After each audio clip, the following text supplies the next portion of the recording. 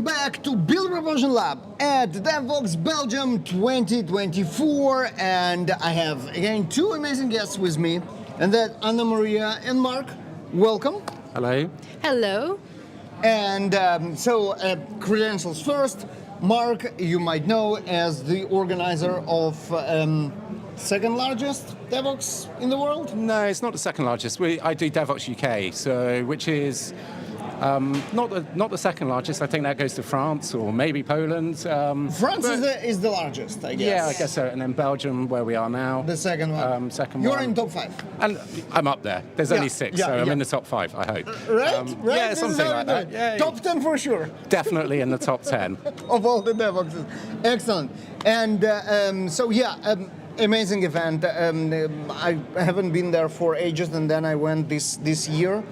And the event, the venue is absolutely magical. Yeah, it's gorgeous, isn't it? Yeah. Comparing to the, how should we put it nicely, the dungeon that we're here in Belgium, the market in London is absolutely gorgeous. Yeah, for those that haven't been, we've basically got an old Victorian food market hall with this great big domed ceiling, and it's all glass, and so the natural light is coming down. I think it's like I'm biased, but I think it's the best exhibition floor in the sector. I have to agree. As long as exhibition halls go, it's definitely up there.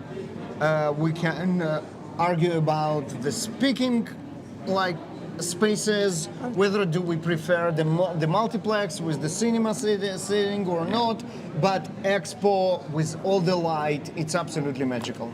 I'm not sure there's any argument. If you're a speaker, then coming here and standing in front of those huge screens here in Belgium and presenting, it's incredible. The only downside is you can't see anybody in front of you because the lights are blinding you, but it's a special experience. So it's a very professional saying when the lights are blind. I try to do it here, I don't know if I manage. You folks have spoken at DevVox in Poland. That's a pretty special place to the main stage to stand up on as well. Yeah, that's an impressive venue as well. So I think every DevVox has something special in terms of venue, in terms of community. It's every time you meet a different developer culture, and that makes us all the speakers that are applying to want to go and go to all of them and get to be the one that got to go to all the DevVoxes. But it's tough to be accepted, and actually that's what we want to talk about. So before that, Anna, welcome.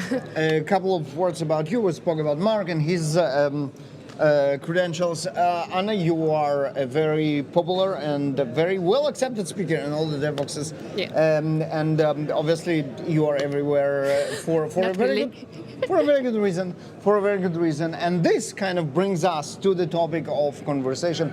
How do you do it? How you get accepted to all those conferences with the amazing content? What's the trick? So first of all, there are multiple tricks. One of them that I can share is that I am helping some of the conferences as a program committee member, or sometimes leading the program committees, like for DevVox UK. That gets me a view to what others are submitting as well, and I'm learning some of the best practices of submission from reading other submissions too. That's a good thing, but something that everybody in the world has access to, what conference sessions are selected. You can always see them online. You can always check the abstract of that, and you can see how they were put together on a certain subject that got them accepted. So me, as a first-time speaker, my first ever CFP submission was to DevVox UK. Was done as an abstract, like a summary in the school, and of course I didn't get accepted. And then I studied online. Yes, this is a story. I studied online how others look like, and I understand that there's not the way that I did it, like school, like it's not the good way. And we have for you some tips and tricks on how to do it the good way, right, Mark? Yeah, and actually, Anna, that's a really good point. Is reading submissions is good. You can, if you go to a conference website like this, you're only going to see the stuff that's accepted, so that's great. But a lot of DevVox events and Vox Days events, and I know some other Other conferences do exist, by the way, folks, and a lot of them are really damn good. But a lot of them do like a community review process where you can sign up and you can help to rate and review the talks that are submitted. That's really valuable to do because you'll see basically the good, the bad, and the ugly.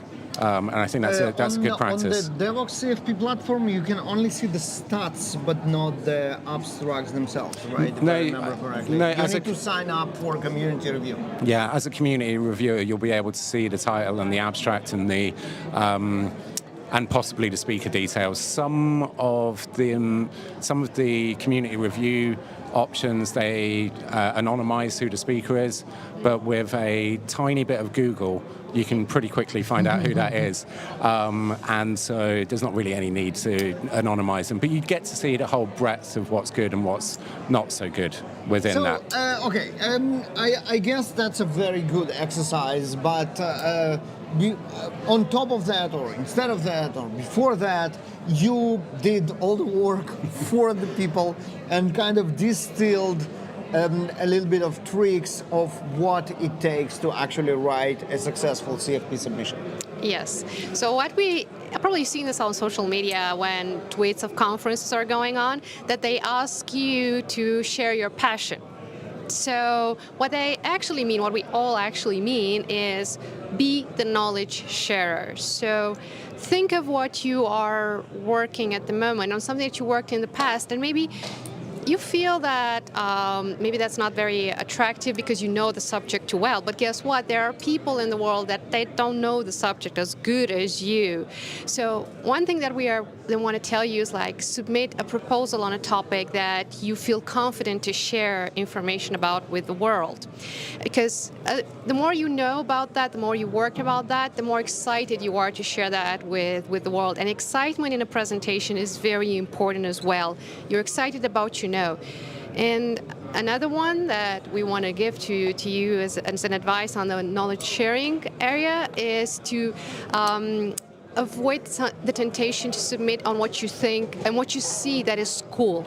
Because people work and yourself work on things that maybe they're not trending now. I worked on things that were not trendy and were not regarded as cool, and I submitted on those things and I got accepted on those things. It's all about perspective, bringing a unique perspective on what you're working on. And even if you think that was everything said on a subject, trust me, there's a lot to say on that particular subject still. So there are two aspects that I want to challenge you in that. The first is imposter syndrome, obviously, right? People who have the curse of knowledge and they are in this topic, they don't conceive whatever they do as something that is worth sharing to others because they are cognitively sure that what they manage to learn, it's so easy and so trivial that everybody else knows that. Do you want me to do this? Yeah. Yeah, I feel this way. You should have said no. No, I feel this way. I feel that this is a really valid point, and it's a good one to bring up but all I would say is, don't assume that everybody else knows as much as you do, and there's no hardship in submitting something and saying, hey, I'd like to share this with people if you think they'll be interested, and ultimately if ultimately the program team, the people who are reviewing and rating some stuff, think, no, actually that has been shared enough, and there is enough knowledge out there, they'll feed that back, yeah. But you might get surprised that the value of your knowledge, even if you think that everybody else should already have it, is actually so much greater than your first impression. So just don't assume. Yeah. And the other topic that I wanted to challenge you is about like the trendy and the hot topics. In the end of the day, the conference that tries to attract audience will look for the trendy topics as well. So it's kind of natural to say, you know what, the conference wants a lot of content of AI for the obvious reasons. How about submit something about AI? Instead of the boring business processes boss that I'm working on for the last 20 years and no one in the world uses. I think the key point here is don't avoid the tech du jour or the coolest thing in the sector right now just because it's cool and because everyone's talking about it. If you've got knowledge that you think should be shared, you don't need to avoid it. I think the point that Anna was making is don't fall into the trap of thinking, oh, in order to get accepted, I should talk about AI if you're not qualified to do so. Yeah, totally. That makes sense. Yeah. That makes sense. All right. Moving on. Point number 2. Yes. Here goes. This is so important. Spend time on your title. A lot of time on your title. It's your first impression. It's the first thing that people will see when ultimately they're scrolling through, both in terms of CFP submissions, but also if you get accepted, then suddenly you're on an agenda at a conference and people are scrolling through going, which of the 7 sessions that are in this same time slot should I go to now? Yeah. So that first impression needs to be a lasting one, and it needs to set you apart from the other people that are in the same time slot that you might be competing with. So make it snappy, make it relevant, make it completely to the point and about the subject. Avoid ambiguous puns in there. Okay, go on. I have to. I cannot. Yesterday, Come on. Yesterday, I hold myself to not intervene when you said don't do puns. I love puns. I love puns. The key is make a pun, but make it work for those who don't understand it. Make it work for those who don't understand it. Avoid ambiguity. Yeah. So, and test that out. I think this is the key thing right the way through the entire process. Whether it's about the title, whether it's about the content, ask colleagues for feedback. It's the number one bit of feedback I can provide. This is so easy to do. You want to show off, especially if you come up with the clever pun. You're going to tell everybody and your grandmother about it because it was very clever. But then the key is to really listen when they do like. Yeah, basically when you say, hey, what do you think about this as a title, and they go. And they keep the same face for a long time. Move on. Yeah, take the hint. Yeah. So I can tell you that for one conference talk that I submitted here, I definitely tested on my colleagues. They know because I wasn't sure about some titles, and some of them were puns. Some of them were not that punny. They weren't using puns, and we ended up collecting feedback and selected one in the end. So it's not about. It's also about something that you feel comfortable to do. So here's the thing. If you are a very, very technical person and you're not the kind of person that is doing jokes every 5 minutes, it's going to appear a little fake when you're going to deliver that talk that you're having, a funny title, a pun in your title, but you are not keeping the delivery according to the expectation that people saw in the title. So it's going to be like a disruption between what the promises is in the title and the personality that transpires when delivering that specific talk. So always strike a balance, as Mark has said. Just avoid ambiguous puns, test it on colleagues, especially if you're working in an international environment. That's a blessing. Test it on folks that you're working with in different countries and see where that lands. Because if you're going to be joining a conference like Devox or Voxed or any kind of international conference, there's likelihood for people coming from different cultures, different countries to be there, and understanding of a title may be different. So. Yeah, no, that's for sure. So yeah, testing on people is great. I mean. Yes. Isn't it like what we do with software? Yes. Yep, for sure. Okay, another temptation, especially in this day and age, is obviously using LLMs to generate titles and abstract, right? This is so tempting, and when you don't use that a lot, it might look the results might look very, very good. Right, I mean, it starts getting stale and old when you see a lot of them. But when you saw the first one, you were like, "Wow, this is actually pretty good." So we have advice for. Do you want me to take this one? So, I think the Devox UK, for instance, we get about 1,200 submissions. It's a lot across 10 tracks, and I can tell you this, it's really easy to identify which have been generated using AI and which haven't. And the word "valves" gives it away. do you know what happens? Look, and this is the point. I think that you can use AI, but use it wisely. My advice is that it's a tool, it's not the author. It's not your output. It's not your end game, yeah? So use it in the way that you feel comfortable. If that's about working on some structure of the abstract for you, but then write it yourself. Use it as a tool, use it as a prompt for what you're going to generate, because you're a human. And ultimately, the other people that are reading this are human as well. And it's so simple, because if you're sat there and you're doing a rating session and you're going through and you've rated 30 abstracts suddenly, and you see another one, you go, oh, another AI-generated abstract. Look, human bias starts coming into things at this point, and we'd all like to be perfect, but we're not. I've probably rated some talks a bit lower because they've been AI-generated, the abstract, just because I'm like, oh, a little bit fatigued. Even if it wasn't terrible. Yeah. Even if it's not terrible. Yeah. And another thing, a key point, I think, is fact-check anything that's generated by AI. That's also true. That's always true. It's really super key. So I don't think we would say don't use LLMs, don't use AI in order to help you generate an abstract. It's just use it as a tool, not as the final thing. Yeah. We're interested in originality. So probably you've seen when we're submitting to a CFP, you get some guidelines and some expectations that regarding your the title, the abstract. We're looking for original titles. And there comes the question, but you're accepting talks that probably have been to other events.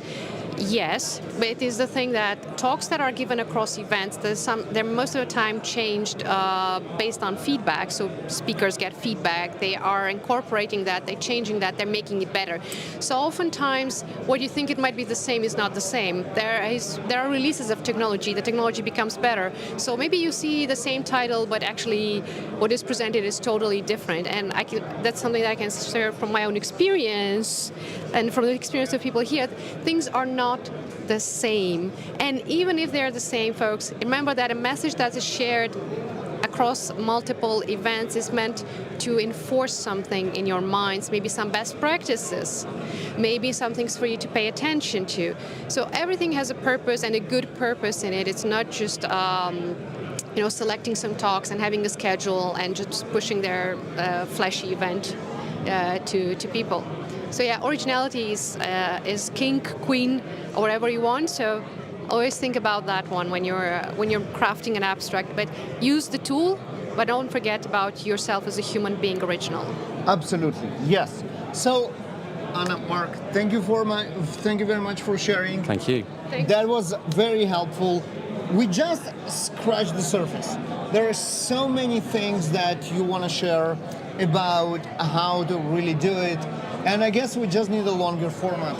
Yeah, totally. So we'll pop some stuff out on our socials for DevOps UK. Follow us on LinkedIn or the social media of your choice.